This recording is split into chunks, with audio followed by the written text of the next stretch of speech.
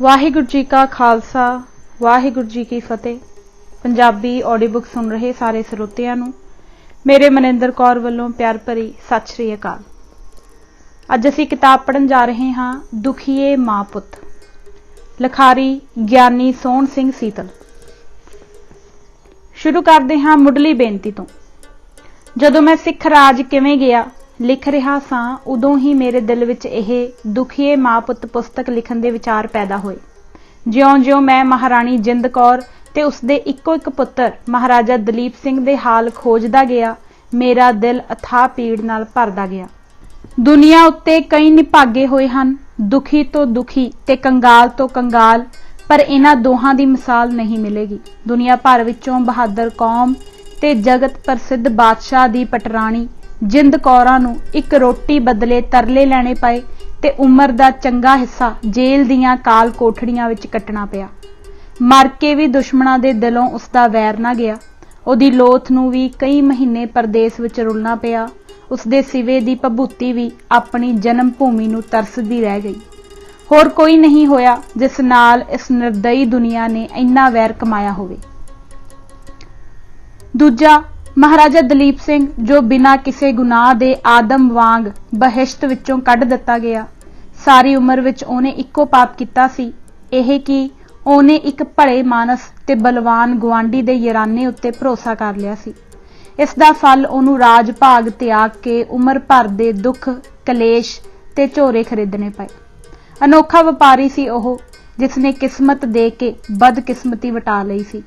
कोहिनूर पहनण वाला ते हीरे मोती दान करन वाला एक दिन रूस दे बाजारां विच पिछिया मंगदा फिरदा सी। भागां भरे पंजाब दा मालक अंत रोटी नूं तरसदा मर गया। उसनूं जिउंदे जी कदे सुख नसीब नहीं होया। इस पुस्तक दा पहला कांड बड़े थोड़े शब्दां विच लिखिया गया है ते मोटियां मोटियां गल्लां ही कईयां हन, क्योंकि सिख राज किवें गया विच सारे हाल बड़े खोल के लिखे गए हैं। चंगा होवे जे पाठक यह पुस्तक दुखीए मां पुत पढ़न तो पहला सिख राज किवें गया पढ़ लैण। इस तरह इसका पहला कांड सौखा समझिया जाएगा। जिन्हां किताबां दी सहायता नाल यह पुस्तक लिखी है मैं उन्हां दे लिखारियां दा धन्नवादी हाँ। सोहन सिंह सीतल 5 अप्रैल 1946 ईस्वी। पहला कांड महाराणी जिंदा। महाराणी जिंद कौर घोड़ सवार सरदार मन्ना सिंह औलख जट पिंड चाहड़ तहसील जफरवाल जिला सियालकोट दे रहण वाले दी छोटी लड़की सी। यह शेरे पंजाब महाराजा रणजीत सिंह दी सब तो छोटी राणी सी। सुंदरता सुभाअ ते समझ दा सदका इन्हें महाराजे दे जीवन विच अपने वास्ते चंगा थां बना लिया सी। इस तो पिछों शेरे पंजाब ने होर विआह नहीं करवाया। चंगे रूप सुगड़ता सियाणप नाल इन्हें स्वामी दा दिल मोह लिया सी। महाराजे ने रीझ के इसनूं महाराणी दी पदवी ते महबूबा दा खिताब दिता। पल भर वास्ते भी महाराज इसका विछोड़ा नहीं सन सह सकदे। यह दिन जिंदा वास्ते जीवन विच सब नालों खुशी दे सन। दलीप सिंह दा जन्म। वाहिगुरू ने भाग लाया ते जिंद कौर एक पुत्र दी मां बनी। 4 सितंबर 1838 ईस्वी नूं इसदी कुखों बाल ने जन्म लिया, जिसका नाम शेरे पंजाब ने कंवर दलीप सिंह रखिया। खुशी दे वाजे वजे, वधाइयां नाल महल गूंज उठे ते पुन्नदान नाल अनेकां गरीबां नूं माला माल कर दिता। दलीप सिंह दा मुहांदरा अपनी मां नाल मिलदा जुलदा सी। अपनी महबूबा दी गोद विच उस हसदे बाल रूप नूं वेखदे तां महाराज दा दिल खुशी नाल भर उछलदा। इस वेले सब पासे खुशियां ही खुशियां सन। शेरे पंजाब तो पिछों छेती ही खुशियां ने गमियां दा रूप धारण कर लिया। शेरे पंजाब कई महीने बीमार रह के पूर्णमाशी दे दिन वीरवार 27 जून 1839 ईस्वी नूं गुरपुरी सुधार गए। दिन दीवी जिंद कौर दे भां दा हनेर पै गया। दुनिया दे सारे सुख ते चाह सुहाग दे नाल ही जांदे रहे। दलीप सिंह उस दिन 9 महीने ते 24 दिन दा सी। पंजाब दा शेर अंतम सेजा ते लिटाया गया। टिका खड़क सिंह पिता दी चिखा नूं लंबू लाउण वास्ते तैयार खलोता सी। 11 राणियां अपने स्वामी नाल सती होण वास्ते चिखा विच बैठियां सन। ਇਹ ਸਮਾਂ ਜਿੰਦਾ ਵਾਸਤੇ ਸਭ ਤੋਂ ਔਖਾ ਸੀ, ਜਿਸ ਨੂੰ ਸਾਰੀਆਂ ਰਾਣੀਆਂ ਨਾਲੋਂ ਸੁਆਮੀ ਵੱਧ ਪਿਆਰ ਕਰਦਾ ਸੀ, ਜਿਸ ਨੂੰ ਸਦਾ ਪ੍ਰਾਣ ਪਿਆਰੀ ਮਹਿਬੂਬਾ ਕਹਿ ਕੇ ਬੁਲਾਉਂਦਾ ਸੀ, ਜਿਸ ਨੂੰ ਵੇਖਿਆਂ ਬਿਨਾਂ ਇੱਕ ਪਲ ਨਹੀਂ ਰਹਿ ਸਕਦਾ ਸੀ, ਜਿਸ ਨੂੰ ਪ੍ਰਾਪਤ ਕਰਕੇ ਉਹ ਸਾਰੀ ਦੁਨੀਆ ਦੇ ਹੁਸਨ ਨੂੰ ਭੁੱਲ ਗਿਆ ਸੀ ਕਿ ਉਹ ਜਿੰਦਾ ਇਹ ਸਹਾਰ ਲਵੇਗੀ ਕਿ ਹੋਰ ਰਾਣੀਆਂ ਮਹਾਰਾਜ ਨਾਲ ਸਤੀ ਹੋ ਜਾਣ ਤੇ ਉਹ ਰੰਡੇਪੇ ਦੇ ਭਾਰ ਥੱਲੇ ਦਬ ਕੇ ਮਰਨ ਵਾਸਤੇ ਰਹਿ ਜਾਵੇ। ਉਹਦੀ ਛਾਤੀ ਪਾੜ ਕੇ ਦਿਲ ਬਾਹਰ ਨਿਕਲਣ ਨੂੰ ਕਰਦਾ ਸੀ, ਪਰ ਜਦੋਂ ਉਹ ਚਿਖਾ ਵਿੱਚ ਛਾਲ ਮਾਰਨ ਵਾਸਤੇ ਅੱਗੇ ਵੱਧਦੀ, ਉਹਦੀ ਗੋਦ ਵਿੱਚ ਮੁਸਕਰਾ ਰਿਹਾ 9-10 ਮਹੀਨੇ ਦਾ ਦਲੀਪ ਸਿੰਘ ਉਹਨੂੰ ਹਿੱਲਣ ਨਾ ਦਿੰਦਾ। ਉਸ ਘੜੀ ਜਿੰਦ ਕੌਰ ਦਾ ਦਿਲ ਮੌਤ ਤੇ ਜ਼ਿੰਦਗੀ ਦੇ ਘੋਲ ਦਾ ਖਾੜਾ ਬਣ ਰਿਹਾ ਸੀ। ਉਹ ਮਰਨਾ ਚਾਹੁੰਦੀ ਸੀ, ਪਰ ਪੈਰਾਂ ਦੀਆਂ ਜੰਜੀਰਾਂ बालक दलीप सिंह ओदी पेश नहीं सन जान देंदियां। हजारों मुश्किलों में एक मुश्किल सख्त ये भी है, तमन्ना मौत की है और मर जाना नहीं आता। उन्हें लम्मा हौका लिया, पुत्र नूं घुट के हिक नाल लाया ते कहा, दलीप मैं तेरे बदले जीवांगी। पुत्र दियां खुशियां बदले जिंदा ने रंडेपे दे दुख झलने परवान कर लए। शेरे पंजाब दे अखां मीटन दी ढल सी जां सिख राज दी दुपहर ढलनी शुरू हो गई। सिखां दी जिस तलवार तो काबल कंधार पे कंबदे सन, ओह आपस विच खड़कन लग पई। कई महाराजे शहजादे ते वजीर अपने हथों कतल हो गए। महाराजा रणजीत सिंह दे पिछों महाराजा खड़क सिंह तख्त ते बैठा, जो 3 महीने 11 दिन राज करन पिछों मंगलवार 8 अक्तूबर 1839 ईस्वी नूं डोगरा भरावां हथों तख्तों लाया गया। राजा ध्यान सिंह दी कैद विच ओह 1 साल ते 28 दिन रहा ते अंत जहर दे के वीरवार 5 नवंबर 1840 ईस्वी नूं मारिया गया। इसे ही दिन महाराजा खड़क सिंह दा इक्को एक पुत्र कंवर नौनिहाल सिंह, जो 8 अक्तूबर 1839 ईस्वी तो 5 नवंबर 1840 ईस्वी तक सिखां दा महाराजा रहा, भी डोगरियां हथों मारिया गया। फिर कंवर नौनिहाल सिंह दी माता महाराणी चंद कौर 2 महीने 9 दिन राज करदी रही। उस तो पिछों कंवर शेर सिंह महाराजा बन के तख्त ते बैठा, जो 2 साल 7 महीने ते 27 दिन राज करन पिछों 15 सितंबर 1843 नूं संधावालियां हथों कतल होया। इसे ही दिन संधावालियां सरदार लैणा सिंह ते अजीत सिंह ने किले विच राजा ध्यान सिंह वजीर नूं कतल कर दिता। ज्ञानी गुरमुख सिंह दे हत्थी ध्यान सिंह दे लहू नाल दलीप सिंह नूं राज तिलक दिता गया। दलीप सिंह उस दिन 5 साल ते 11 दिन दा सी। अगले ही दिन ध्यान सिंह दे पुत्र राजा हीरा सिंह ने अपने पिता दा बदला लै लिया। खालसा फौजां दी मदद नाल उसने संधावालिए लैणा सिंह अजीत सिंह नूं कतल कर दिता ते आप पंजाब दी वजारत संभाली।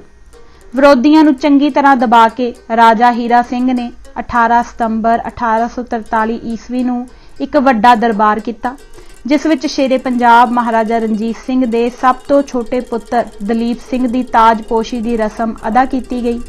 भाव दलीप सिंह दे महाराजा ते हीरा सिंह दे वजीर होने का ऐलान किया गया। ना जिंद कौरां नूं ते ना ही उसदे भरा जवाहर सिंह नूं मंजूर सी कि हीरा सिंह वजीर बने। सो सरदार जवाहर सिंह ने अपनी ताकत वधाउण वास्ते हथ पैर मारने आरंभ कर दिते। एक दिन वह बालक महाराजा दलीप सिंह नूं नाल लैके फौजा विच गया ते कहण लगा, राजा हीरा सिंह महाराजा दलीप सिंह ते इसदी माता जिंद कौर नूं बड़ा तंग करदा है। जे तुसी इन्हां दी मदद ना करोगे तां मैं इस नूं अंग्रेज़ां कोल लै जावांगा। उसने तां अपने वल्लों यह धमकी दित्ती सी कि इस गल्लों डर के फौजां उसदियां मदद करनगियां, पर उसनूं यह धमकी उल्टी पई, क्योंकि हीरा सिंह ने यह गल फौजां विच पहलां ही धुमा छड्डी सी कि सरदार जवाहर सिंह महाराजा दलीप सिंह नूं अंग्रेज़ां कोल वेचना चाहुंदा है। सो फौजां ने जवाहर सिंह नूं गिरफ्तार करके हीरा सिंह दे हवाले कर दिता ते मगरले ने पहले नूं कैद कर दिता। पर थोड़े ही चिर पिछों महाराणी जिंद कौर ने फौजां विच अपना रसूख पैदा करके अपने भरा नूं छुड़ा लिया। हीरा सिंह ने 7 मई 1844 ईस्वी नूं शेरे पंजाब दे पुत्र कंवर कश्मीरा सिंह, अतर सिंह संधावालिए ते नौरंगाबादीए संत भाई बीर सिंह नूं कतल करा दिता। इन्हीं ही दिनी जल्ला पंडित ने महाराणी जिंद कौर नूं जहर देण दी साजिश कीती जो नेपरे ना चढ़ी। इन्हां कारनां तों खालसा फौजां भड़क उठियां ते उन्हां ने राजा हीरा सिंह नूं सणे साथियां जल्ला पंडित, मियाँ सोहन सिंह, मियाँ लाभ सिंह आदि दे 21 दसंबर 1844 ईस्वी नूं कतल कर दिता। जल्ले ने यह भी खड़यंतर रचिया सी कि दलीप सिंह नूं तख्तों उतार के शेर सिंह दे पुत्तर शिवदेव सिंह नूं तख्त ते बिठा दिता जावे, पर जिंदा ने यह सारियां चालां नी सफल कर दित्तियां। विचारा पंडित दिल दियां दिल विच ही लैके तुर गया। हीरा सिंह दे मरण ते जिंद कौर दा भरा सरदार जवाहर सिंह वजीर बनिया। उसने शेरे पंजाब दे पुत्तर पशोरा सिंह नूं 30 अगस्त 1845 नूं कतल करा दिता। इस गल तो खालसा फौजां बड़ियां नाराज हो गईयां। 21 सितंबर 1845 ईस्वी नूं फौजां ने सरदार जवाहर सिंह नूं महाराणी जिंद कौर ते दलीप सिंह दे सामने कतल किया। जिंदा सरप्रस्त हुण वजीर कोई ना बने, राजा गुलाब सिंह नूं कहा पर उसने ना कर दित्ती। फिर होर 1-2 सिर करदे सरदारां नूं आख्या पर हां किसे ना कीती। अंत सब काम काज महाराणी जिंद कौर ने अपने हथ विच लै लिया। ओह बालक महाराजे दी प्रतिपालका सरप्रस्त बनी ते दीवान दीनानाथ, भाई राम सिंह, मिसर लाल सिंह आदि दी सभा बना के उसकी सहायता नाल राज करन लगी। जिंदा बारे लेडी लागन अपनी किताब दे पन्ना 106 ते लिखदी है, महाराणी जिंदा अपने पुत्र दी बालक अवस्था विच उसकी प्रतिपालका थापी गई। ओह लायक ते पक्के इरादे वाली इस्त्री सी जिस दा पंचायतां विच बड़ा असर सी। ओह बड़ी नीति नूं समझण वाली ते वड्डे हौसले वाली इस्त्री सी। लाल सिंह ते तेज सिंह। लाल सिंह ते तेज सिंह ताकत हासिल करनी चाहुंदे सन, पर खालसा फौजां नूं काबू विच रखण दी शक्ति किसे विच भी नहीं सी। अंत दोहां नूं यह तजवीज़ सुझी कि अंग्रेजी सरकार नाल मिल के खालसा फौजां नूं तबाह कर दिता जावे। अंग्रेज कर्मचारियां दियां नित दियां वधीकियां तो खालसा फौजां चिड़ियां बैठियां सन। सो कई सच्चियां झूठियां होर ला के लाल सिंह दे धड़े ने फौजां नूं भड़का दिता। अंत 17 सितंबर 1845 ईस्वी नूं सरकार अंग्रेजी दे विरुद्ध जंग दा ऐलान कर दिता। महाराणी जिंद कौर ते शाम सिंह अटारी दा धड़ा यह लड़ाई छेड़न दे विरुद्ध सी, पर ओह लड़ाई टाल ना सके। सतलुज युद्ध। अंत सतलुज दे कंढे 5 घमसान दियां लड़ाइयां होईयां ते खालसा फौजां अपने देश धरोही जरनैलां लाल सिंह, तेज सिंह, गुलाब सिंह आदि दी बेईमानी दा सदका हार गईयां। कुल घातियां दी खोटी करतूत दा पता जिंद कौर नूं उदों लगा जदों सभरावां दे मैदान विच सब कुछ नष्ट हो गया। जिंदा सिर झूठे इल्जाम। मिसर लाल सिंह ते तेज सिंह ने अपनी कौम गद्दारी दे उलामे महाराणी जिंद कौर दे सिर मड़े। उन्होंने बदनाम करन च कोई कसर ना छड्डी।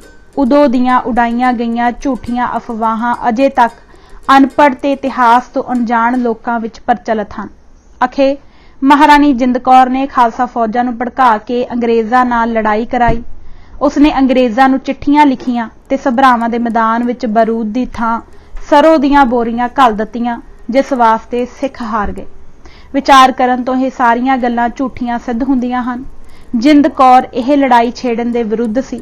अंग्रेज कर्मचारियां ने आप सिखां नूं मजबूर कीता सी कि ओह उन्हां नाल लड़न ते रहिंदी कसर पंजाब दे देश धरोही सरदारां ने पूरी कीती सी। अंग्रेज़ां नूं चिट्ठियां लिखण वाले मिसर लाल सिंह, तेज सिंह ते राजा गुलाब सिंह सन, जिन्हां दे हवाले पंजाब दे सरकारी कागज़ां ते अंग्रेज लिखारियां दियां किताबां विचों मिलदे हन। जिंद कौर दी लिखी हुई कोई चिट्ठी कितों नहीं मिलदी। बाकी गल रही बारूद दी थां सरों भेजण दी, यह करतूत तेज सिंह दी सी, जो यह सारे इल्जाम जिंद कौर सिर झूठे थोपे गए। अंग्रेज सिख राज विच 10 फरवरी 1846 ईस्वी नूं सभरावां दे मैदान विच सिख हारे ते 12 फरवरी नूं जेतू अंग्रेज कसूर आ बैठे। 18 फरवरी नूं राजा गुलाब सिंह बालक दलीप सिंह नूं नाल लैके लॉर्ड हार्डिंग नूं ललियाणी आ मिलिया। ਮੋਟੀਆਂ-ਮੋਟੀਆਂ ਸ਼ਰਤਾਂ ਦਾ ਜ਼ੁਬਾਨੀ ਫੈਸਲਾ ਹੋਇਆ। ਅੰਤ 20 ਫਰਵਰੀ ਨੂੰ ਅੰਗਰੇਜ਼ ਲਾਹੌਰ ਜਾ ਪੁੱਜੇ। 26 ਫਰਵਰੀ ਨੂੰ ਹਾਰਡਿੰਗ ਨੇ ਲਾਹੌਰ ਵਿੱਚ ਇੱਕ ਆਮ ਦਰਬਾਰ ਕੀਤਾ। ਅੰਗਰੇਜ਼ ਕਰਮਚਾਰੀ ਸੱਜੇ ਹੱਥ ਤੇ ਸਿੱਖ ਸਰਦਾਰ ਖੱਬੇ ਹੱਥ ਬੈਠੇ। ਬਾਲਕ ਮਹਾਰਾਜਾ ਦਲੀਪ ਸਿੰਘ ਨੂੰ ਰਾਜ ਸਿੰਘਾਸਨ ਤੇ ਬਿਠਾਇਆ ਗਿਆ। ਰੰਗ ਢੰਗ ਤੋਂ ਇਹ ਪ੍ਰਗਟ ਕੀਤਾ ਗਿਆ ਕਿ ਅੰਗਰੇਜ਼ਾਂ ਨੇ ਦਲੀਪ ਸਿੰਘ ਨੂੰ ਰਾਜ ਪਿੱਛਿਆ ਵਜੋਂ ਦਿੱਤਾ ਹੈ। ਹਾਰਡਿੰਗ ਨੇ ਮਹਾਰਾਜਾ ਦਲੀਪ ਸਿੰਘ ਦੇ ਮਾਤਹਿਤ ਮਿਸਰ ਲਾਲ ਸਿੰਘ ਦੇ ਵਜ਼ੀਰ ਤੇ ਤੇਜਾ ਸਿੰਘ ਦੇ ਸੈਨਾਪਤੀ ਹੋਣ ਦਾ ਐਲਾਨ ਕੀਤਾ। ਹਾਰਡਿੰਗ ਨੇ ਕੋਹਿਨੂਰ ਹੀਰਾ ਵੇਖਣ ਵਾਸਤੇ ਮੰਗਿਆ, ਜੋ ਗੁਲਾਬ ਸਿੰਘ ਨੇ ਲਿਆ ਕੇ ਦਿੱਤਾ। ਆਪਣੇ ਹੱਥੀਂ ਹਾਰਡਿੰਗ ਨੇ ਸਾਰੇ ਅੰਗਰੇਜ਼ ਅਫਸਰਾਂ ਨੂੰ ਉਹ ਵਿਖਾਇਆ ਤੇ ਫਿਰ ਮਹਾਰਾਜਾ ਦਲੀਪ ਸਿੰਘ ਦੇ ਡੋਲੇ ਤੇ ਬੰਨ੍ਹ ਦਿੱਤਾ। ਪਹਿਲੀ ਸੁਲਾਹ 9 ਮਾਰਚ 1846 ਈਸਵੀ ਨੂੰ ਅੰਗਰੇਜ਼ੀ ਸਰਕਾਰ ਦੀ ਲਾਹੌਰ ਦਰਬਾਰ ਨਾਲ ਪਹਿਲੀ ਸੁਲਾਹ ਹੋਈ, ਜਿਸ ਰਾਹੀਂ ਸਤਲੁਜ ਬਿਆਸ ਦੇ ਵਿਚਲਾ ਇਲਾਕਾ ਦੁਆਬਾ ਜਲੰਧਰ ਤੇ 1.5 ਕਰੋੜ ਰੁਪਇਆ ਹਰਜਾਨੇ ਵਜੋਂ ਲਿਆ ਗਿਆ। ਰੁਪਏ ਵਿੱਚੋਂ 50 ਲੱਖ ਨਗਦ ਤੇ 1 ਕਰੋੜ ਵਿੱਚ ਜੰਮੂ ਤੇ ਕਸ਼ਮੀਰ ਲੈ ਕੇ ਗੁਲਾਬ ਸਿੰਘ ਡੋਗਰੇ ਨੂੰ ਦੇ ਕੇ ਵੱਖਰਾ ਮਹਾਰਾਜਾ ਬਣਾ ਦਿੱਤਾ। 11 ਮਾਰਚ ਨੂੰ ਕੁਝ ਸ਼ਰਤਾਂ ਹੋਰ ਵਧਾਈਆਂ ਗਈਆਂ, ਜਿਨ੍ਹਾਂ ਰਾਹੀਂ ਕੁਝ ਅੰਗਰੇਜ਼ੀ ਫੌਜ 1 ਸਾਲ ਵਾਸਤੇ ਲਾਹੌਰ ਰੱਖੀ ਗਈ। ਲਾਲ ਸਿੰਘ ਨੂੰ ਦੇਸ ਨਿਕਾਲਾ। ਹੁਣ ਪੰਜਾਬ ਪਹਿਲਾਂ ਵਰਗਾ ਨਹੀਂ ਰਿਹਾ ਸੀ। ਦੇਸ ਨਾਲ ਇੰਨਾ ਘਾਤ ਕਰਕੇ ਲਾਲ ਸਿੰਘ ਨੇ ਇਸ ਨਾਮ ਤਰੀਕ ਰਾਜ ਦੀ ਵਜ਼ਾਰਤ ਸੰਭਾਲੀ, ਪਰ ਉਹ ਵੀ ਬਹੁਤ ਚਿਰ ਨਾ ਰੱਖ ਸਕਿਆ। ਗੁਲਾਬ ਸਿੰਘ ਜੰਮੂ ਦੇ ਵਿਰੁੱਧ ਸਾਜ਼ਿਸ਼ ਕਰਨ ਦੇ ਗੁਨਾਹ ਵਿੱਚ 3 ਦਸੰਬਰ 1846 ਈਸਵੀ ਨੂੰ ਪੰਜਾਬ ਦੀ ਵਜ਼ਾਰਤ ਤੋਂ ਹਟਾ ਕੇ 2000 ਮਾਹਵਾਰ ਪੈਨਸ਼ਨ ਦੇ ਕੇ ਲਾਲ ਸਿੰਘ ਨੂੰ ਬਨਾਰਸ ਵਿੱਚ ਨਜ਼ਰਬੰਦ ਕਰ ਦਿੱਤਾ ਗਿਆ। ਭਰੋਵਾਲ ਦੀ ਸੁਲਾਹ। ਥੋੜੇ ਹੀ ਚਿਰ ਪਿੱਛੋਂ ਲਾਰਡ ਹਾਰਡਿੰਗ ਵੱਲੋਂ 16 ਦਸੰਬਰ 1846 ਈਸਵੀ ਨੂੰ ਭਰੋਵਾਲ ਦਾ ਅਹਿਦਨਾਮਾ ਬਦੋਬਦੀ ਦਲੀਪ ਸਿੰਘ ਦੇ ਸਿਰ ਮੜਿਆ ਗਿਆ। ਇਸ ਅਹਿਦਨਾਮੇ ਦੀਆਂ 11 ਸ਼ਰਤਾਂ ਸਨ, ਜਿਨ੍ਹਾਂ ਵਿੱਚੋਂ ਕੁਝ ਇਹ ਹਨ। ਗਵਰਨਰ ਜਨਰਲ ਵੱਲੋਂ ਥਾਪਿਆ ਹੋਇਆ ਇੱਕ ਅੰਗਰੇਜ਼ ਅਫਸਰ ਸਣੇ ਆਪਣੇ ਮਾਤਹਿਤਾਂ ਦੇ ਲਾਹੌਰ ਰਹੇਗਾ ਤੇ ਉਸ ਅਫਸਰ ਨੂੰ ਰਾਜ ਦੇ ਹਰ ਮਹਿਕਮੇ ਤੇ ਹਰ ਤਰ੍ਹਾਂ ਦੇ ਕੰਮਾਂ ਵਿੱਚ ਪੂਰੇ ਤੇ ਸਿੱਧੇ ਅਖਤਿਆਰ ਹੋਣਗੇ। ਕੌਂਸਲ ਬਣੇਗੀ। ਕੌਂਸਲ ਦੇ ਮੈਂਬਰ ਵੱਡੇ ਸਰਦਾਰ ਹੋਣਗੇ, ਜੋ ਹਰ ਤਰ੍ਹਾਂ ਅੰਗਰੇਜ਼ੀ ਰੈਜ਼ੀਡੈਂਟ ਦੇ ਮਾਤਹਿਤ ਹੋਣਗੇ। ਹੇਠ ਲਿਖੇ ਸਰਦਾਰ ਕੌਂਸਲ ਦੇ ਮੈਂਬਰ ਹੋਣਗੇ: ਸਰਦਾਰ ਤੇਜ ਸਿੰਘ, ਰਾਜਾ ਸ਼ੇਰ ਸਿੰਘ ਅਟਾਰੀਵਾਲਾ, ਦੀਵਾਨ ਦੀਨਾਨਾਥ, ਫਕੀਰ ਨੂਰਦੀਨ, ਸਰਦਾਰ ਰਣਜੋਧ ਸਿੰਘ ਮਜੀਠਾ, ਭਾਈ ਨਿਦਾਨ ਸਿੰਘ, ਸਰਦਾਰ ਅਤਰ ਸਿੰਘ ਕਾਲਿਆਂਵਾਲਾ ਤੇ ਸਰਦਾਰ ਸ਼ਮਸ਼ੇਰ ਸਿੰਘ ਸੰਧਾਵਾਲੀਆ। ਗਵਰਨਰ ਜਨਰਲ ਦੇ ਬਣਾਏ ਹੋਏ ਰੈਜ਼ੀਡੈਂਟ ਦੀ ਮਰਜ਼ੀ ਤੋਂ ਬਿਨਾਂ ਇਹਨਾਂ ਥਾਪੇ ਹੋਏ ਮੈਂਬਰਾਂ ਵਿੱਚ ਕੋਈ ਤਬਦੀਲੀ ਨਹੀਂ ਹੋਵੇਗੀ। ਇੱਕ ਅੰਗਰੇਜ਼ੀ ਫੌਜ, ਜਿੰਨੀ ਗਵਰਨਰ ਜਨਰਲ ਠੀਕ ਸਮਝੇ, ਲਾਹੌਰ ਰਹੇਗੀ। ਮਹਾਰਾਜਾ ਦਲੀਪ ਸਿੰਘ ਦੀ ਮਾਤਾ ਮਹਾਰਾਣੀ ਜਿੰਦ ਕੌਰ ਨੂੰ ਉਸਦੇ ਤੇ ਉਸਦੇ ਨੌਕਰਾਂ ਦੇ ਗੁਜ਼ਾਰੇ ਵਾਸਤੇ 2.5 ਲੱਖ ਰੁਪਇਆ ਸਾਲਾਨਾ ਦਿੱਤਾ ਜਾਇਆ ਕਰੇਗਾ। ਇਸ ਰੁਪਏ ਨੂੰ ਖਰਚਣ ਦਾ ਮਹਾਰਾਣੀ ਨੂੰ ਪੂਰਾ ਅਖਤਿਆਰ ਹੋਵੇਗਾ। 4 ਸਤੰਬਰ 1854 ਈਸਵੀ ਨੂੰ ਜਦ ਮਹਾਰਾਜਾ 16 ਸਾਲ ਦਾ ਹੋ ਜਾਵੇਗਾ, ਇਹ ਅਹਿਦਨਾਮਾ ਮੁੱਕ ਜਾਵੇਗਾ। ਭਰੋਵਾਲ ਦੀ ਸੁਲਾਹ ਤੇ ਜਿੰਦਾ। ਬੜੇ ਰਾਜਸੀ ਢੰਗ ਨਾਲ ਪੰਜਾਬ ਦੇ ਸਰਦਾਰਾਂ ਨੂੰ ਪਲੋਸ ਕੇ ਹਾਰਡਿੰਗ ਦੇ ਏਜੰਟ ਕਰੀ ਨੇ ਇਹ ਅਹਿਦਨਾਮਾ ਤੋੜ ਚੜਾਇਆ। ਮਹਾਰਾਣੀ ਜਿੰਦ ਕੌਰ, ਦੀਵਾਨ ਦੀਨਾਨਾਥ ਤੇ ਹੋਰ ਕਈ ਸਰਦਾਰ ਇਸ ਦੇ ਉਲਟ ਸਨ।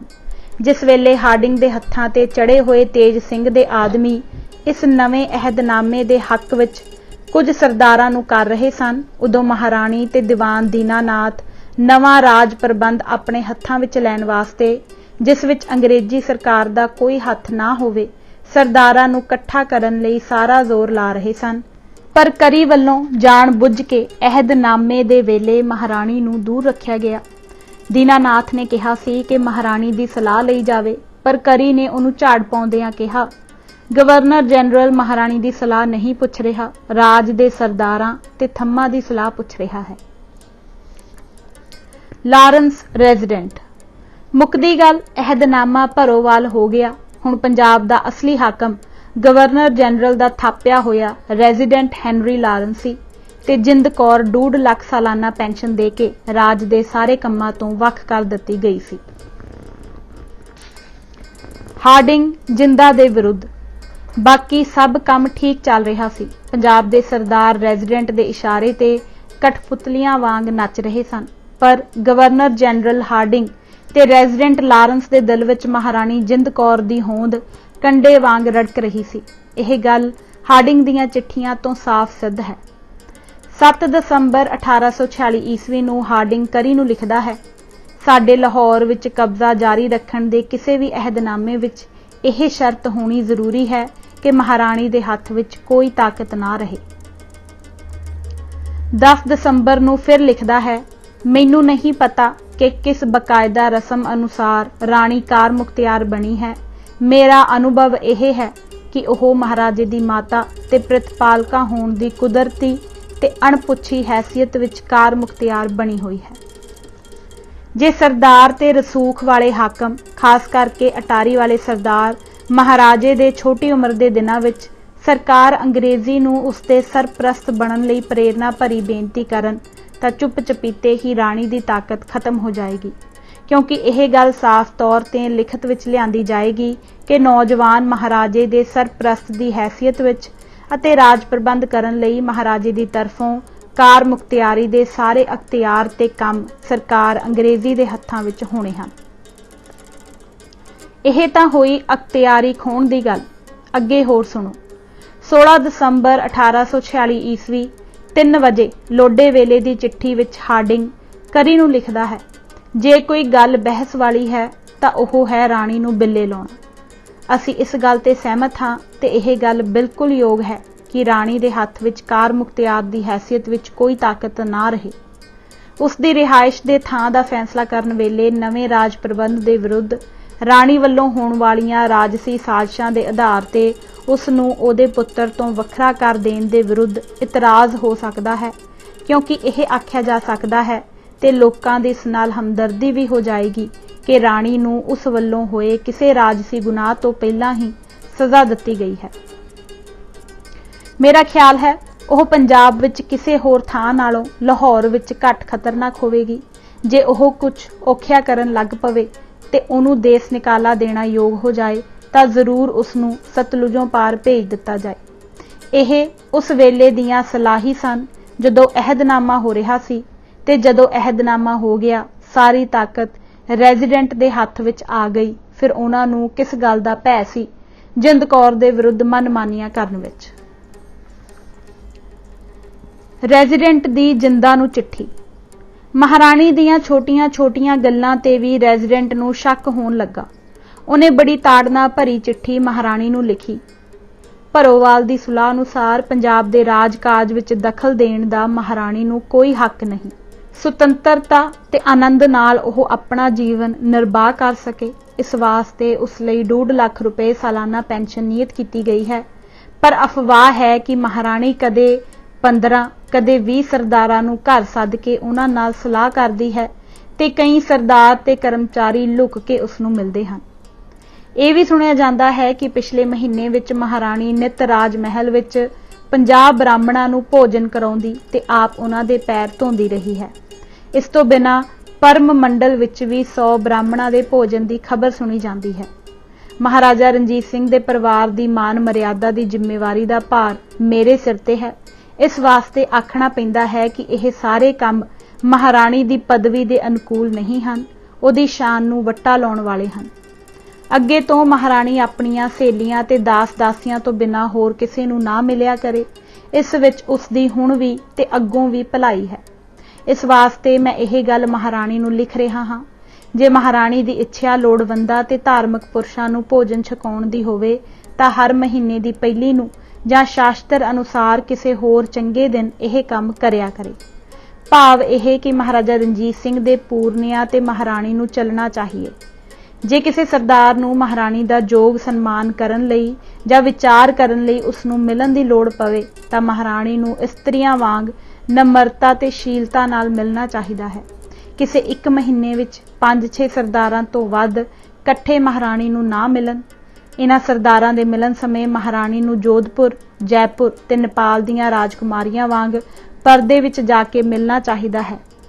जे कदी महाराणी किरपा पूर्वक महल विच किसी उपरे पुरुष नूं ना आउण देवेगी तां अग्गों लई सरदारां ते होर राज कर्मचारियां नूं राज प्रबंध दे कंमां विच घट मेहनत करनी पवेगी। इस चिट्ठी नूं ठंडे दिल नाल पढ़ो ते विचार के वेखो कि किन्ने हाकमाना ढंग नाल रोब भरे शब्दां विच लिखी गई है। इस दे एक एक अखर विच महाराणी दी हद तक कीती होई है। महाराणी नूं 2.5 लाख रुपया पेंशन मिलदी है। ओह रुपया हर तरह खर्चण दा महाराणी नूं हक है, पर ओह रेजिडेंट नूं पुछे बिना किसी भुखे नूं रोटी नहीं खवा सकदी। ओह आज़ादी ते आनंद नाल रहे, पर अपने साख संबंधी सरदारां नूं भी नहीं मिल सकदी। अपने नौकर नौकरानियां तो बिना किसी नाल गल भी ना करे। इस नूं कहिंदे हन आज़ादी। क्या गनीमत नहीं ये आज़ादी की सांस लेते हैं, बात करते हैं। पर इत्थे तक गल करन दी भी खुल नहीं। जे भरोवाल दी सुलाह ने कोई कसर छड्डी सी तां ओह इस चिट्ठी ने पूरी कर दित्ती। जिंदा दा उत्तर। महाराणी ने यह चिट्ठी बड़ी धीरज नाल पढ़ी ते 9 जून 1847 ईस्वी नूं इसदा उत्तर लिखिया। मैं तुहाडा पत्तर आद तो लैके अंत तक पढ़िया। आपने यह लिखण दी किरपा कीती है कि मैनूं राज दे कंमां विच दखल देण दा कोई हक नहीं। सरकार अंग्रेजी ते सिख राज विच चिरा तो मित्रता होण दे कारण प्रार्थना कीती गई सी कि राज धरोही कर्मचारियां दे दबाउण बदले ते महाराज दी मेरी ते प्रजा दी रक्षा करन लई अंग्रेजी सेना ते अंग्रेज कर्मचारी लाहौर विच रहण। पर उस वेले इस गल दा कोई फैसला नहीं होया सी कि राज दे कंमां विच मेरा किसी तरह का भी संबंध नहीं रहेगा। हाँ, यह गल जरूर पक्की हुई सी कि राज दे कंमां विच मेरे कर्मचारियों की सलाह जरूर लई जाएगी। जितने दिनों तक बालक दलीप सिंह पंजाब के महाराजा हैं, उतने दिनों तक मैं पंजाब की महारानी हाँ।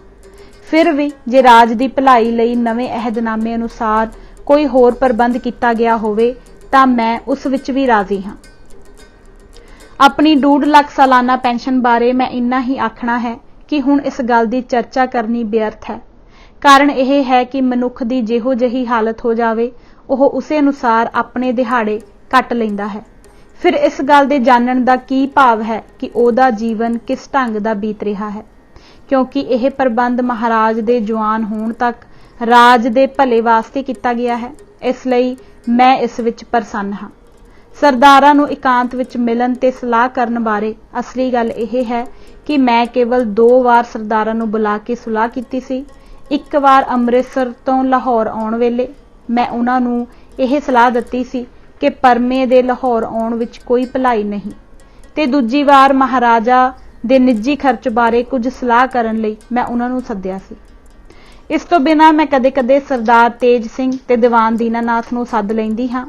अगों आप दी सलाह अनुसार 5-6 सरदारां नूं सद्दिया करांगी। मेरे अधीन 4-5 विश्वासी नौकर हन, मैं उन्हां नूं नहीं छड्डांगी। उस दिन मुलाकात करन वेले मैं आप नूं आख भी दिता सी कि इन्हां लोकां तो बिना मैनूं होर किसे नाल मिलन दी लोड़ नहीं। आपने 50 ब्राह्मणां नूं भोजन छकाउण ते उन्हां दे पैर धोण बारे लिखिया है। इसकी बाबत मैं इन्ना ही आखना है कि शास्त्र दी रीति अनुसार यह एक मामूली काम है। इस महीने ते इस तो पहले महीने विच मैं यह काम कीता सी, पर जिस दिन तो आप दी चिट्ठी मिली है उस दिन तो मैं यह काम छड्ड दिता है। अगों लई मैं आप दे नियत कीते समयां ते ही पुण्यदान करया करांगी।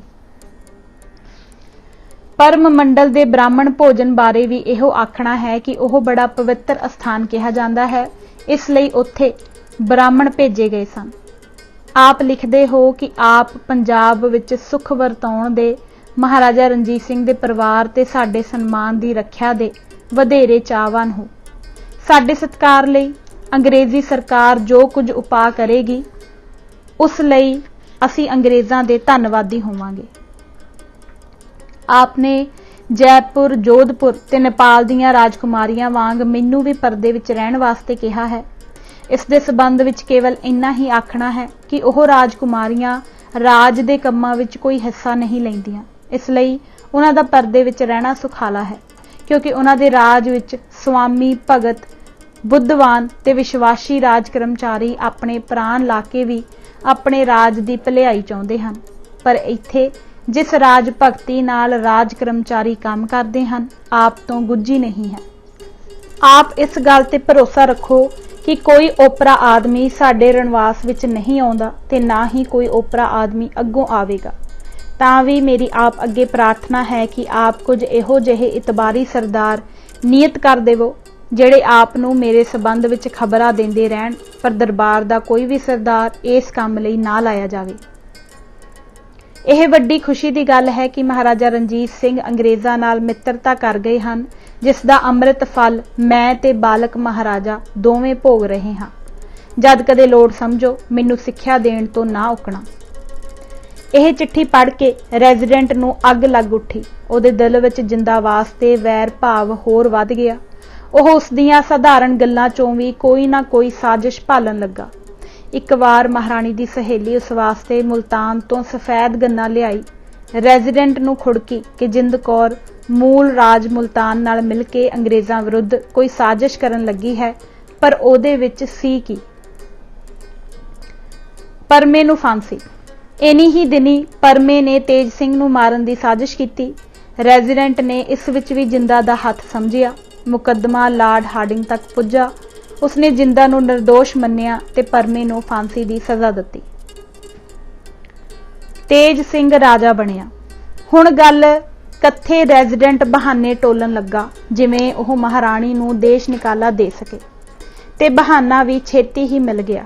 7 ਅਗਸਤ 1847 ਈਸਵੀ ਨੂੰ ਰੈਜ਼ੀਡੈਂਟ ਲਾਰੈਂਸ ਨੇ ਇੱਕ ਦਰਬਾਰ ਕੀਤਾ, ਜਿਸ ਵਿੱਚ ਕੁਝ ਸਰਦਾਰਾਂ ਨੂੰ ਖਿਤਾਬ ਦਿੱਤੇ ਗਏ। ਇਹਨਾਂ ਵਿੱਚ ਦੇਸ਼ ਧਰੋਹੀ ਤੇਜ ਸਿੰਘ ਵੀ ਸੀ, ਜਿਸ ਨੂੰ ਰਾਜੇ ਦਾ ਖਿਤਾਬ ਮਿਲਣਾ ਸੀ। ਇਹ ਉਹ ਤੇਜ ਸਿੰਘ ਹੈ ਜਿਸ ਨੇ ਲਾਲ ਸਿੰਘ ਨਾਲ ਮਿਲ ਕੇ ਸਤਲੁਜ ਦੇ ਕੰਢੇ ਸਿੱਖਾਂ ਦੀਆਂ ਬੇੜੀਆਂ ਡੋਬੀਆਂ ਸਨ। ਭਲਾ ਮਹਾਰਾਣੀ ਕਿਵੇਂ ਵੇਖ ਸੁਖਾਂਦੀ ਕਿ ਪੰਜਾਬ ਦੇ ਵੱਡੇ ਵੈਰੀ ਤੇਜ ਸਿੰਘ ਨੂੰ ਇਹ ਪਦਵੀ ਮਿਲੇ। ਉਸਨੇ ਮਹਾਰਾਜਾ ਦਲੀਪ ਸਿੰਘ ਨੂੰ ਵਕਤ ਤੋਂ 1 ਘੰਟਾ ਪਿੱਛੋਂ ਘੱਲਿਆ। ਅੱਗੇ ਰੈਜ਼ੀਡੈਂਟ ਤੇ ਸਾਰੇ ਦਰਬਾਰੀ ਉਡੀਕ ਰਹੇ ਸਨ। ਸਿੱਖ ਦਰਬਾਰ ਵਿੱਚ ਇਹ ਰਿਵਾਜ ਚੱਲਿਆ ਆਉਂਦਾ ਸੀ ਕਿ ਜਿਸ ਨੂੰ ਰਾਜੇ ਦੀ ਪਦਵੀ ਮਿਲਦੀ, ਮਹਾਰਾਜਾ ਆਪ ਉਸਦੇ ਮੱਥੇ ਤੇ ਹੱਥੀਂ ਤਿਲਕ ਲਾਉਂਦਾ। ਰੈਜ਼ੀਡੈਂਟ ਨੇ ਦਲੀਪ ਸਿੰਘ ਨੂੰ ਤੇਜ ਸਿੰਘ ਦੇ ਮੱਥੇ ਤੇ ਤਿਲਕ ਲਾਉਣ ਵਾਸਤੇ ਕਿਹਾ, ਪਰ ਉਸਨੇ ਇਸ ਕੰਮ ਤੋਂ ਨਾ ਕਰ ਦਿੱਤੀ। ਅੰਤ ਇੱਕ ਗ੍ਰੰਥੀ ਪ੍ਰੋਹਿਤ ਕੋਲੋਂ ਰਸਮ ਪੂਰੀ ਕਰਾਈ ਗਈ। ਇਸ ਖੁਸ਼ੀ ਵਿੱਚ ਰਾਤੀ ਆਤਿਸ਼ਬਾਜ਼ੀ ਚੱਲੀ, ਪਰ ਮਹਾਰਾਣੀ ਨੇ ਦਲੀਪ ਸਿੰਘ ਨੂੰ ਨਾ ਆਉਣ ਦਿੱਤਾ। ਲਾਰਡ ਹਾਰਡਿੰਗ ਇਸ ਘਟਨਾ ਨੂੰ ਇਉਂ ਬਿਆਨ ਕਰਦਾ ਹੈ, ਦਲੀਪ ਸਿੰਘ ਨੇ ਆਪਣਾ ਕੰਮ ਬੜੀ ਦ੍ਰਿੜਤਾ ਨਾਲ ਨਿਭਾਇਆ। ਉਸਨੇ ਆਪਣੇ ਨਿੱਕੇ ਨਿੱਕੇ ਹੱਥ ਪਿੱਛੇ ਕਰ ਲਏ ਤੇ ਕੁਰਸੀ ਨਾਲ ਕੰਡ ਲਾ ਲਈ। ਇੱਕ ਪ੍ਰੋਹਿਤ ਨੇ ਇਹ ਰਸਮ ਪੂਰੀ ਕੀਤੀ। ਸ਼ਾਮ ਨੂੰ ਮਹਾਰਾਣੀ ਨੇ ਮਹਾਰਾਜੇ ਨੂੰ ਆਤਿਸ਼ਬਾਜ਼ੀ ਵੇਖਣ ਆਉਣ ਵਾਸਤੇ ਲੀੜੇ ਨਾ ਪਾਉਣ ਦਿੱਤੇ। ਮੁੱਕਦੀ ਗੱਲ, ਮਹਾਰਾਣੀ ਉਸਨੂੰ ਇਸ ਗੱਲ ਲਈ ਪੱਕਿਆ ਕਰਦੀ ਜਾ ਰਹੀ ਸੀ ਕਿ ਉਹ ਸਰਕਾਰ ਤੇ ਅੰਗਰੇਜ਼ੀ ਸਬੰਧ ਦੀ ਵਿਰੋਧਤਾ ਕਰੇ। ਮੈਂ ਲਾਰੈਂਸ ਨਾਲ ਗੁਪਤ ਚਿੱਠੀ ਪੱਤਰ ਕਰ ਰਿਹਾ ਹਾਂ ਤੇ ਮੈਨੂੰ ਇਸ ਤੋਂ ਬਿਨਾਂ ਹੋਰ ਕੋਈ ਉਪਾਅ ਨਹੀਂ ਸੁੱਝਦਾ ਕਿ ਮਹਾਰਾਣੀ ਨੂੰ ਲਾਹੌਰੋਂ ਹਟਾ ਦਿੱਤਾ ਜਾਵੇ। ਛੇਤੀ ਜਾਂ ਚਿਰਾਕੀ ਇਹ ਨੌਬਤ ਆ ਜਾਵੇਗੀ। ਜਿਉਂ-ਜਿਉਂ ਉਹ ਵੱਡਾ ਹੁੰਦਾ ਹੈ, ਉਹਦਾ ਸਰਪ੍ਰਸਤ ਹੋਣ ਦੇ ਕਾਰਨ ਸਾਡਾ ਇਹ ਧਰਮ ਹੈ ਕਿ ਅਸੀਂ ਉਹਨੂੰ ਮਹਾਰਾਣੀ ਦਿਆਂ ਖੋਟਿਆਂ ਪੂਰਨਿਆਂ ਤੋਂ ਬਚਾਈਏ। ਮਹਾਰਾਜਾ ਦਲੀਪ ਸਿੰਘ ਨੇ ਤੇਜ ਸਿੰਘ ਨੂੰ ਤਿਲਕ ਦੇਣੋਂ ਨਾ ਕਰ ਦਿੱਤੀ। ਜਿੰਦ ਕੌਰ ਦੇ ਵਿਰੋਧੀਆਂ ਨੂੰ ਉਹਦੇ ਉਲਟ ਬਹਾਨਾ ਮਿਲ ਗਿਆ ਤੇ ਬਹਾਨਾ ਹੀ ਉਹ ਚਾਹੁੰਦੇ ਸਨ, ਨਹੀਂ ਤਾਂ ਉਸਦੇ ਦੇਸ਼ ਨਿਕਾਲੇ ਦਾ ਫੈਸਲਾ ਤਾਂ ਲਾਰਡ ਹਾਰਡਿੰਗ ਦਸੰਬਰ 1846 ਵਿੱਚ ਹੀ ਕਰ ਚੁੱਕਾ ਸੀ। 7 ਅਗਸਤ ਵਾਲੀ ਘਟਨਾ ਮਹਾਰਾਣੀ ਦੇ ਵਿਰੁੱਧ ਮਾਰੂ ਹਥਿਆਰ ਬਣਾ ਕੇ ਵਰਤੀ ਗਈ। ਰੈਜ਼ੀਡੈਂਟ ਨੂੰ ਹਾਰਡਿੰਗ ਦੀ ਚਿੱਠੀ ਜਿੰਦਾ ਵਿਰੁੱਧ। 16 ਅਗਸਤ 1847 ਈਸਵੀ ਨੂੰ ਗਵਰਨਰ ਜਨਰਲ ਨੇ ਰੈਜ਼ੀਡੈਂਟ ਨੂੰ ਲਿਖਿਆ, ਹੁਣ ਵਾਂਗ ਜੇ ਮਹਾਰਾਣੀ ਬਾਲਕ ਮਹਾਰਾਜੇ ਤੇ ਆਪਣਾ ਪੂਰਾ ਅਸਰ ਪਾਉਂਦੀ ਰਹੀ ਤਾਂ ਸਰਕਾਰ ਦਾ ਪ੍ਰਬੰਧ ਨਹੀਂ ਚੱਲ ਸਕੇਗਾ। ਕੌਂਸਲ ਨੂੰ ਇਸ ਗੱਲ ਦਾ ਨਿਰਾ ਅੰਦੇਸ਼ਾ ਹੀ ਨਹੀਂ, ਸਗੋਂ ਪੂਰਾ ਡਰ ਹੈ ਕਿ ਜੇ ਮਹਾਰਾਣੀ ਸਾਰੇ ਜ਼ਿੰਮੇਵਾਰ ਸਰਦਾਰਾਂ ਤੇ ਪੰਜਾਬ ਸਰਕਾਰ ਦੇ ਪ੍ਰਬੰਧ ਵਿਰੁੱਧ ਮਹਾਰਾਜੇ ਦੇ ਦਿਲ ਵਿੱਚ ਜ਼ਹਿਰ ਭਰਦੀ ਰਹੀ ਤਾਂ ਅੱਗੇ ਵਾਸਤੇ ਬੜੇ ਖਤਰਨਾਕ ਨਤੀਜੇ ਨਿਕਲਣਗੇ।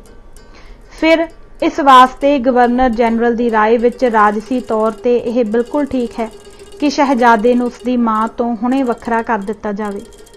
ਇਸ ਵੇਲੇ ਮਹਾਰਾਜਾ ਪੂਰੀ ਤਰ੍ਹਾਂ ਮਹਾਰਾਣੀ ਦੇ ਕਾਬੂ ਵਿੱਚ ਹੈ। ਉਸ ਹੁਸ਼ਿਆਰ ਇਸਤਰੀ ਜਿੰਦਾ ਦੇ ਖਿਆਲਾਂ ਦੇ ਪ੍ਰਭਾਵ ਤੋਂ ਬਚਣਾ ਅਸੰਭਵ ਹੈ। ਜਿਹੜੀ ਸਰਕਾਰ ਅੰਗਰੇਜ਼ੀ ਤੇ ਸਰਦਾਰਾਂ ਨਾਲ ਜਾਤੀ ਵੈਰ ਦੇ ਕਾਰਨ ਮਹਾਰਾਜੇ ਉੱਤੇ ਅਸਰ ਪਾਉਣਾ ਚਾਹੁੰਦੀ ਹੈ। ਮਹਾਰਾਜੇ ਦੀ ਭਲਾਈ ਤੇ ਅਹਿਦਨਾਮੇ ਦੀਆਂ ਸ਼ਰਤਾਂ ਨਿਭਾਉਣ ਵਾਸਤੇ ਇਸ ਗੱਲ ਦੀ ਲੋੜ ਹੈ ਕਿ ਮਹਾਰਾਜੇ ਨੂੰ ਇਹੋ ਜਿਹੇ ਸਾਰਿਆਂ ਅਸਰਾਂ ਤੋਂ ਬਚਾਇਆ ਜਾਵੇ, ਜੋ ਕੇਵਲ ਇਸੇ ਸੂਰਤ ਵਿੱਚ ਹੋ ਸਕਦਾ ਹੈ ਕਿ ਮਹਾਰਾਜੇ ਨੂੰ ਮਹਾਰਾਣੀ ਤੋਂ ਵੱਖਰਾ ਕਰ ਦਿੱਤਾ ਜਾਵੇ।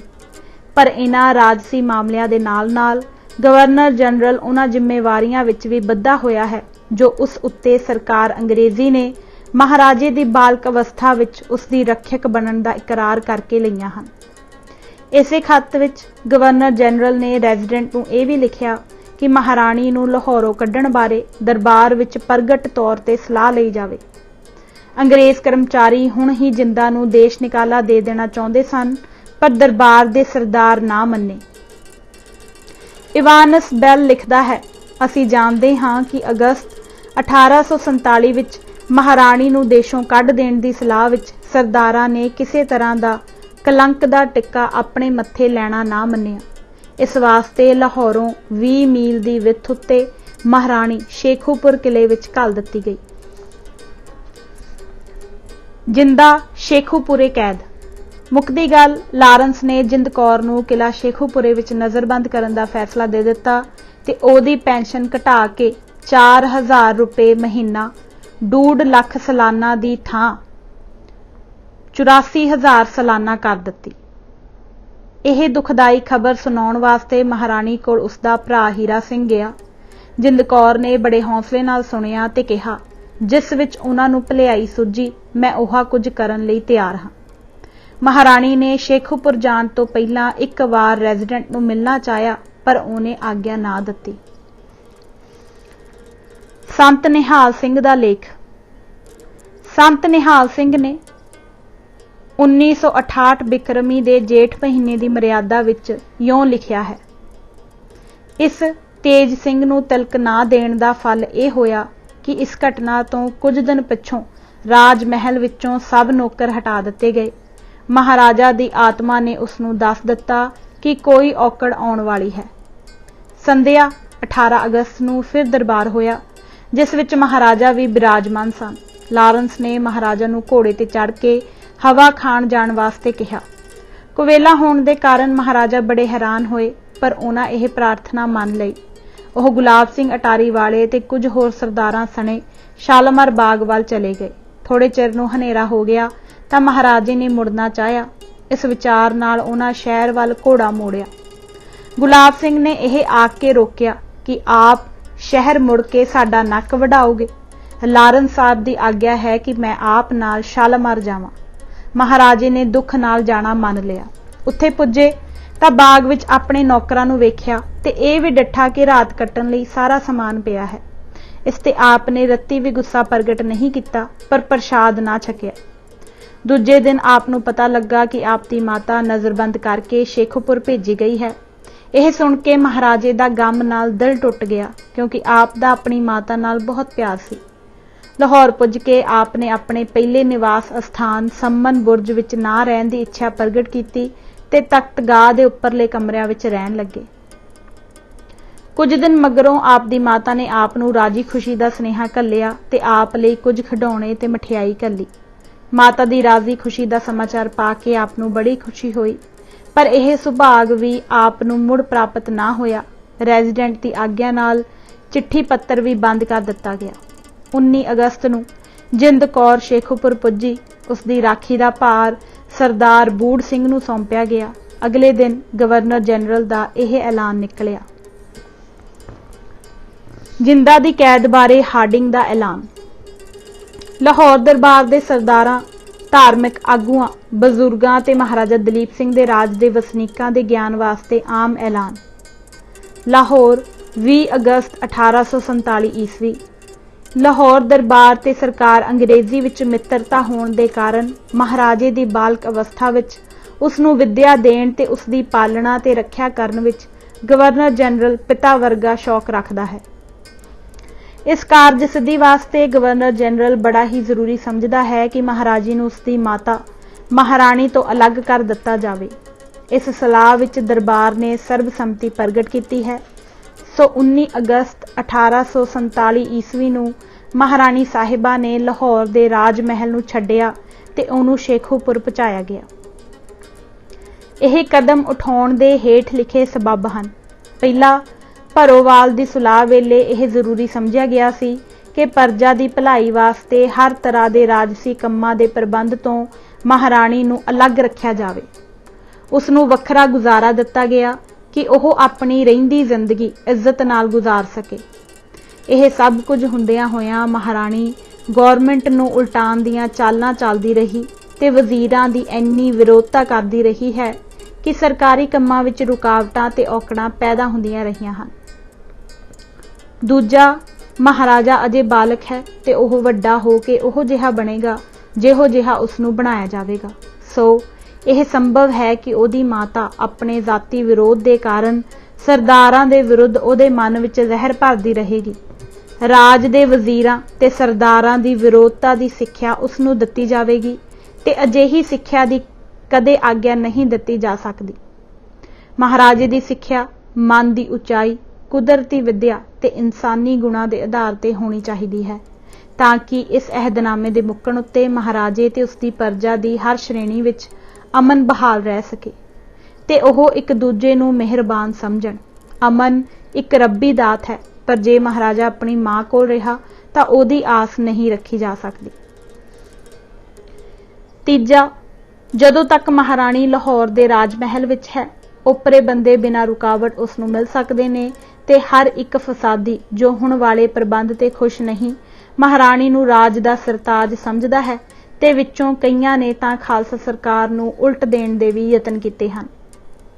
पंजाब राज दे हर सज्जण नूं खुश होना चाहिदा है कि गवर्नर जनरल हिंद जनता दे अमन, मुल्क दी राखी, सरकार दी स्थिरता, महाराजे ते उसदे वजीरां दी इज्जत बहाल रखण दा दिलों चाहवान है। 9 साल के बच्चे नूं उसदी मां तो विछोड़ दिता गया। शेरे पंजाब महाराजा रणजीत सिंह दी महबूबा जिंद कौर नूं शेखूपुर दे किले विच मामूली कैदियां वांग बंद कर दिता गया। उसदी पेंशन भरोवाल दी सुलाह दे उल्ट घटा दिती गई। उसनूं अपने पुत्र नूं सुख सुनेहा घल्लणों भी बंद कर दिता गया। यह कुछ उस हैनरी लारेंस ते लॉर्ड हार्डिंग ने किया जिन्हां नूं नेक दिल, चंगे भले पुरुष ते नरम सुभाਅ दे कहा जाता है ते अगों तां अफसर भी दोवें सख्त आ गए। वेखिए फिर महाराणी नाल की सलूक हुंदा है। नवें हाकम करी ते डलहौजी। गवर्नर जनरल हैनरी लार्डिंग की थां मार्क्विस ऑफ डलहौजी 12 जनवरी 1848 ईस्वी नूं कलकत्ते आया ते 21 जनवरी नूं दफ्तर सांभिया। रेजिडेंट हैनरी लारेंस की थां फ्रैडरिक करी 6 मार्च 1848 ईस्वी नूं लाहौर पुज्जा ते 9 मार्च नूं दफ्तर दा काम संभालिया। हुण जिद्दां दे दुख होर भी वध गए। साहिब सिंह। रेजिडेंट नूं शक पिया कि मिसर लाल सिंह दा वकील साहिब सिंह चोरी महाराणी नूं मिलदा है। उसने चिट्ठी राही महाराणी नूं बड़ी ताड़ना की ते साहिब सिंह नूं भी डांटिया कि जे फिर ओह शेखूपुर दे नेड़े वेख्या गया तां सज़ा दित्ती जावेगी। थोड़े दिनों पिछों यह अफवाह उड्डी कि महाराणी ने एक फकीर कश्मीर दे राजा गुलाब सिंह कोल भेजिया है ते एक लाहौर विच महाराजा दलीप सिंह कोल, पर पड़ताल करन ते कितों कोई सुंदक ना निकली। झूठी अफवाह के आधार ते ही महाराणी की कैद सख्त कर दी गई। इन्हीं दिनी ही महाराणी ने अपने नौकरां नूं 60-60 रुपए दीयां बुतकियां इनाम दित्तियां। जदों रेजिडेंट नूं पता लगा तां उहदे गुस्से की हद ना रही। उन्हें बुतकियां वापस करा दित्तियां ते सारे पुराने नौकरां नूं हटा के नवे होर रख लए। दिता होया इनाम वापस कराउणा महाराणी दी खुल्लम खुल्ला हत्तक सी, पर डाडे नूं पुछे कौन। नवीआं बंदिशां। ਜਿਹੜੇ नवे नौकर नौकराणियां रखे गए वो सारे महाराणी के विरोधी रखे गए ते उन्हां नूं समझा दिता गया कि महाराणी नाल किहो जिहा वर्ताव करना है। रेजिडेंट ने हुक्म दिता कि जिहड़ा नौकर महाराणी कोलों इनाम वजों कुछ लवेगा उसनूं सज़ा दित्ती जावेगी। नाल ही महाराणी नूं भी सुनाया गया कि अपनियां खास नौकराणियां तो बिना ओह किसे नाल गलबात नहीं कर सकती। जे महाराणी ने किसी नूं कोई चिट्ठी पत्र भेजना होवे तां किले दे हाकम नूं विखा के भेजे। इत्थों तक भी सुनिया है कि कि महाराणी नूं खाना भी उसकी मन मर्जी का नहीं मिलता सी। उसकी कैद इखलाकी गुनाहियां नालों भी करड़ी सी। जीवन सिंह जिंदा दा वकील। इस सख्ती तो तंग आके महाराणी ने अपना वकील जीवन सिंह कलकत्ते लॉर्ड डलहौजी कोल भेजिया। 2 फरवरी 1848 नूं जीवन सिंह ने लॉर्ड डलहौजी कोल प्रार्थना की। महाराणी नहीं जानती कि उस नाल इन्ना कठोर वरताओ क्यों किया जा रहा है। जे रेजिडेंट नूं किसी खड़यंत्र का शक है तो मुकदमा चला के पड़ताल कर ली जाए। महाराणी निर्दोष है, उस नाल राजमाता वाला सलूक किया जाए तो उसनूं अपने साक संबंधियों नूं मिलन की खुल दी जाए। रेजिडेंट ने उसके रखवाले हाकम उसके वैरी सरदार लाए हैं। किरपा करके किसी नेक अंग्रेज अफसर नूं उसका रखवाला बनाया जाए। डलहौजी का उत्तर। इसका उत्तर 18 फरवरी नूं डलहौजी वालों मिलिया। सरकार जीवन सिंह नूं महाराणी का वकील नहीं मानती। उसने जो कुछ कहना होवे रेजिडेंट राही कहे। वाह क्या सोहना उत्तर है। जिस हाकम विरुद्ध महाराणी नूं कोई रोस है उसे राही बेनती करे। जीवन सिंह ने फिर यतन करके 23 फरवरी नूं डलहौजी पास फरियाद की। आप अपने बीत चुके मित्र महाराजा रणजीत सिंह की धर्म पत्नी ते अपने आसरे थले लए हुए बालक महाराजा दलीप सिंह की माता नाल इंसाफ करो। अगों डलहौजी ने बड़े कौड़े शब्दों विच उत्तर दिता। महाराणी जिंदा ने अपने आप नूं रणजीत सिंह की विधवा ते वर्तमान महाराजा दलीप सिंह की माता कह के मेरे पास प्रार्थना की है। इस वास्ते वह मैथों किसी गल की आस ना रखे। मानो रणजीत सिंह की राणी ते दलीप सिंह की माता कह के जिंदा ने वह पाप किया है जिसकी माफी डलहौजी की दरगाह विच बिल्कुल नहीं सी। विचारा जीवन सिंह टक्करा मार के निराश मुड़ आया। मुल्तान बगावत। अप्रैल 1848 ईस्वी विच मुल्तान बगावत हो गई। कुछ नाम कटे सिपाहियां ने 2 अंग्रेज अफसर कतल कर दिते। मूल राज भी बागियां तो डरदा उन्हां नाल मिल गया। रेजिडेंट कड़ी ने ते डलहौजी ने जानबुझ के उस बगावत नूं ना दबाया जो सहज सहज बहुत वध गई। गंगा राम ते कान सिंह नूं फांसी। 8 मई 1848 ईस्वी नूं लाहौर के अंग्रेज अफसरां ते खासकर रेजिडेंट के विरुद्ध एक साजिश पकड़ी गई जिस दे गुनाह विच महाराणी के वकील गंगा राम ते एक सिख फौज के नाम कटे कर्नल सरदार कान सिंह नूं फांसी दी गई। इस विच महाराणी का हथ भी समझिया गया। महाराणी ने अपने आप नूं निर्दोष दस्सिया ते कहा कि खुली अदालत विच मुकदमा चला के इस गल का इंसाफ किया जाए। पर रेजिडेंट कोल महाराणी दे गुनाही होने का सबूत कोई नहीं सी। इस वास्ते उसने मुकदमा ना चलाया। एक चिट्ठी विच रेजिडेंट गवर्नर जनरल नूं लिखदा है, खुले तौर ते रणजीत सिंह की विधवा के मुकदमे का विचार होना पंजाब के लोगों नूं चुभेगा। मुकदमा चलाउणा जिस विच महाराणी ने निर्दोष सिद्ध होना सी तां चुभना सी, पर चुपचाप देश निकाला देना की चुभना सी, सो हुक्म दे दिता। अज असीं यह किताब पन्ना नंबर 32 तक ही पढ़ांगे। धन्नवाद जी। वाहिगुरू जी का खालसा, वाहिगुरू जी की फतेह।